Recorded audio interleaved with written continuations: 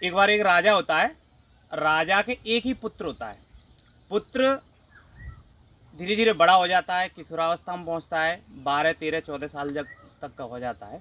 तो पुत्र एक ही होने के कारण इतना बिगड़ जाता है कि वो एक तरह का गुंडा, माहौली और पीने खाने वाला सब तरह का हो जाता है।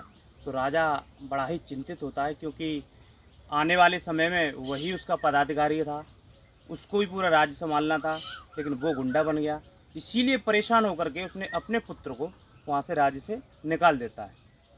जब उसको निकाल देता है तो राजा स्वयं में अकेला रह जाता है और राजगद्दी करता है और राज्य को चलाने लगता है। राजा वहाँ से जाता है और निकाल देता है, और जब बच्चा वहाँ से निकल जाता है राज्य से बाहर, तो उसे कोई ना तो नौकरी मिलती है, ना कोई उसको रखता है। यूँ तो वहीं रोड पे पड़ा रहता है, घूमता रहता है, और धीरे धीरे वो कबाड़ का काम शुरू कर देता है। पन्नी उठाने वाला काम, नालियों से बोतलें उठाने वाला काम, इस तरीके का गंदा संदा काम करता है।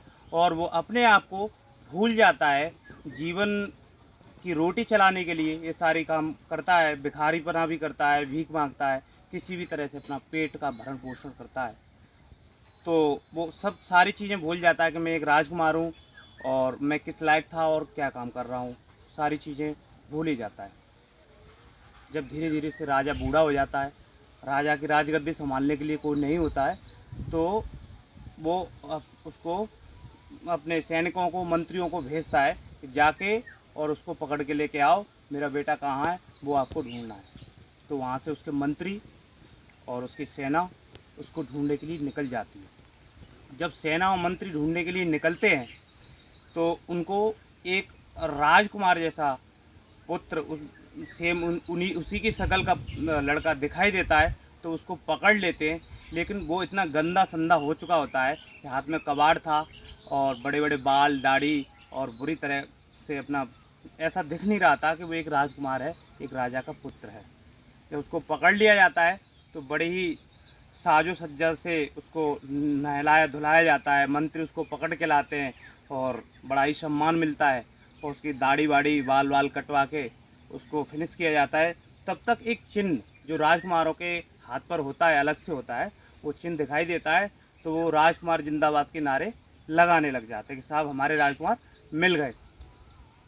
जब राजकुमार को लेकर के वहाँ पे जाते हैं तो राजकुमार इतना खुश होता है कि मुझे इस राज्य में लाया गया, और उसी तरीके से सल्यूट करते हैं उसके साथ में, और उसका दोबारा से उसका सम्मान होता है, तिलक होता है, और उस राज्य का राजा बना दिया जाता है। तो मित्रों, मेरा इस कहानी से तात्पर्य यही है कि अपने अंदर भी एक राजकुमार होता है, हर किसी के अंदर एक राजकुमार होता है।